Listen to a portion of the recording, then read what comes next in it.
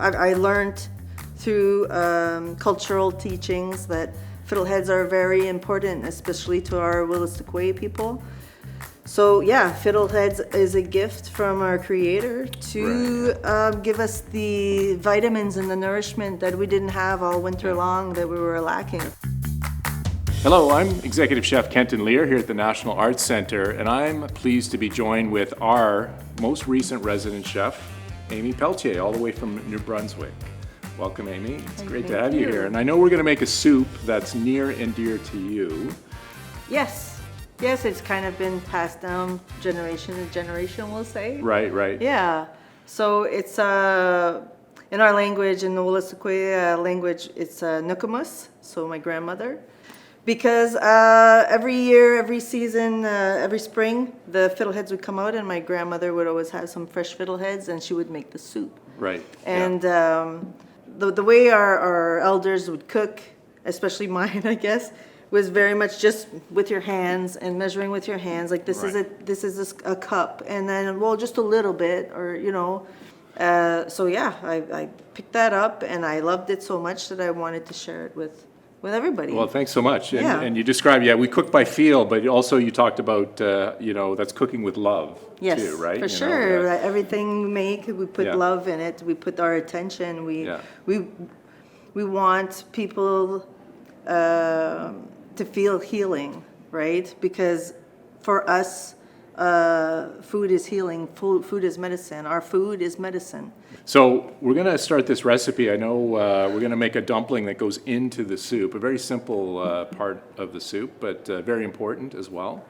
So Yeah, I think it adds some texture, yeah, exactly. right? You need a little bit of texture, Yeah. right? So if you want to just go ahead and we'll throw this together. I'm just going to measure. I'm just going to measure how you she use your did. hand measuring cup. I like that. Usually we'll watch. We'll start with the onions and things, and then you see how much liquid is there, and then we go Right. about it that Yeah, way. yeah. But I'm just gonna make a bit so we can see two how handfuls it's done. of flour, Maybe or two handfuls of thereabouts, flour.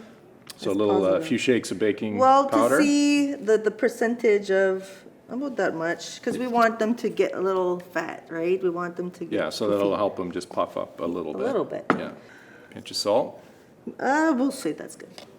And I like to put a little bit of sage, just in case I don't put enough in the sauce, in the soup, in the bouillon. And then just a bit of water to bind it together. There you go. Yeah. But I mean, it's the spirit. It's the love that I talk about putting in your food. Well, it's okay. You cook with your hands. Yeah. You cook by feel, and that's okay. I like to do rustic, home type of food. So that's why when I was invited to come here, I was a bit surprised and I was pretty intimidated because I'm not bougie, we'll say. I'm not like a fancy chef. I don't really decorate my food and my plates, and I was a bit prejudiced about it, that I found it kind of ridiculous a little bit. And then I learned that no, like there's purpose there. There's something there to be learned. There's just as much attention and love that goes into the bougie dishes. I like to call term. them. Yeah. The fancy The dishes. fancy stuff. So you just cut it into rough pieces and So a little bit of more flour. then I put it in the flour so that they don't stick together. Because if they stick together, then it just makes a big lump, and then I gotta start all over again. Mm-hmm. All right, Chef Amy, so we made our dumplings. We're gonna Right. actually make the soup now. So Right. just tell me what the significance of this soup is to you. Your grandmother taught it to you, I know. My grandmother taught it to me. I learned through cultural teachings that fiddleheads are very important, especially to our Wolastoqey people. So yeah, fiddleheads is a gift from our creator to give us the vitamins and the nourishment that we didn't have all winter long that we were lacking. And a very uniquely Canadian ingredient, right? Yes. These are foraged wild in the spring.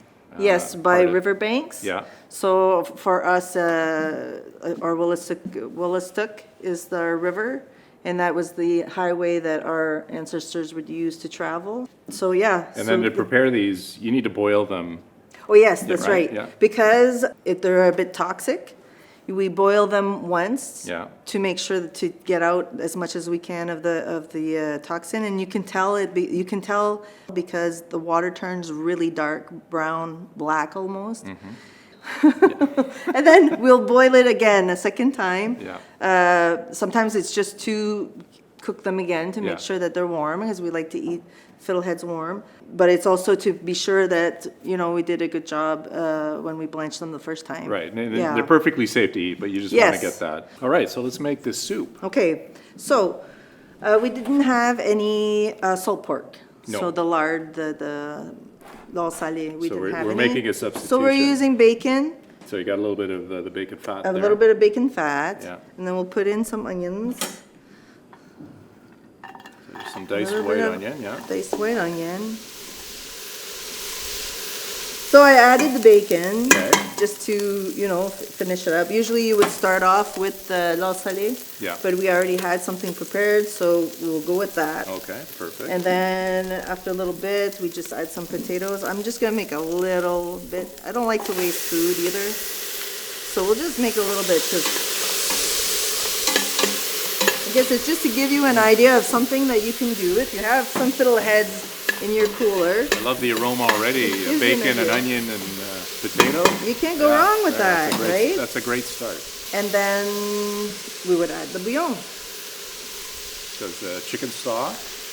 I think they made turkey stock. Turkey stock, Yeah, perfect. so Even even better, better, because turkey is also important to our people. Okay, So we bring that to a boil, and I like sage. Sage is Sage, a yeah. medicine. It's a sacred medicine. It's a Right, yeah. sacred herb. And then we'll plop in our little dumplings.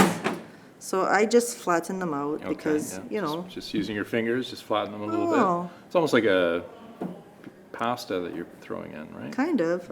So how do you know when they're cooked? So they'll just pop up to the top. They start floating up, yeah? They'll come floating to the top, and then I'll get a slurry ready and plop that in there to thicken it up, because I like a nice thick, it's more like kind of like a stew.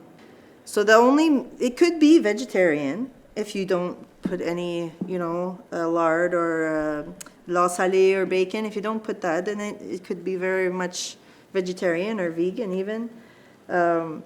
Perfect, so slurry, so we use a little Slurry. bit of cornstarch, Oh, it's over there. right there. When it's right under your eyes, you don't see it. Just mix it with a Ça va little- pas bien. A little cold water. A little bit of water.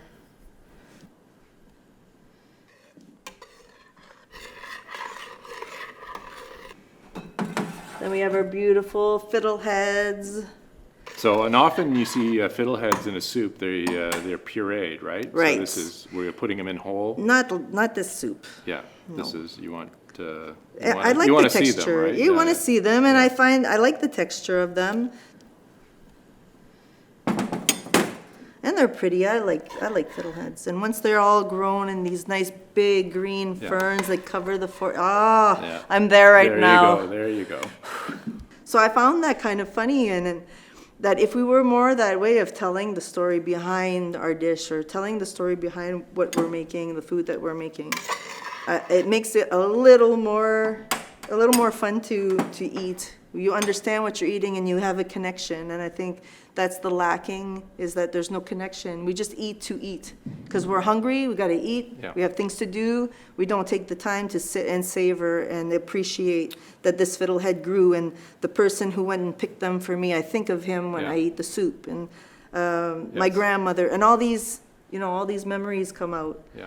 So yeah, I think that's why I like to cook so much too. I like to serve people, and because I like to see the light in their eye, like they just they really appreciate, and it brings them somewhere, So yeah, Well, thank you so much. What a wonderful story and a wonderful soup. thanks very much.